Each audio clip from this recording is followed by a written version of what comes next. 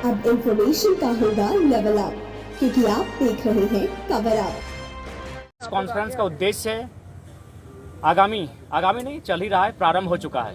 विधानसभा में मानसून सत्र चल रहा है और हमारा जो आंदोलन पिछले 6 महीने से चल रहा है, जो हमारी मांगे थी, जो हमारे मुख्य मुद्दे थे, उनको लेकर हम लोग लगातार आंदोलन कर रहे हैं। लेकिन उसके बावजूद लोकतंत्र में कहीं ना कहीं लोगों की मांग की आनासुनी हो रही है।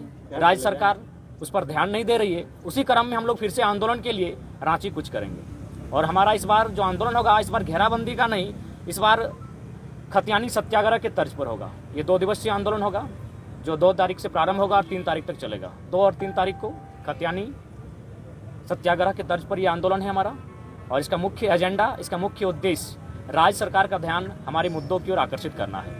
और साथ ही आपके तमाम चैनल के माध्यम से मैं झारखंड राज्य के साथ साथ तमाम देशवासियों को भी अपील करना चाहूँगा, देशवासियों को भी संदेश देना चाहूँगा कि कोई भी राज्य जो बनता है, कहीं ना कहीं उस राज्य का उद्देश्य होता है उस राज्य के लोगों का उन्नत करना, उस राज्य के लोगों का विकास कैसे, उस पर बात करना। और ये हमारा भारतीय संविधान भी कहता है। आर्टिकल 1 स्पष्ट कहता है कि भारत राज्यों का संघ होगा।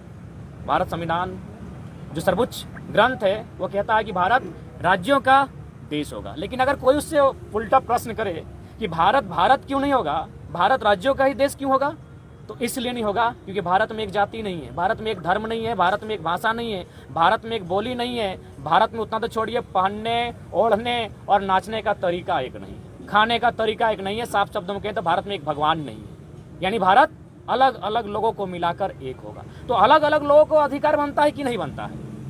जब भारत में अलग अलग समूह, अलग अलग लोग, अलग अलग राज्य को मिलाकर भारत बनता है, तो उन अलग अलग राज्य के लोगों का अधिकार बनता है कि नहीं बनता है? ये हमारा सवाल राज्य की सरकार से है, व्यवस्था से है। खबरों से अपडेट रहने के लिए कवर अप को करें लाइक, शेयर और सब्सक्राइब।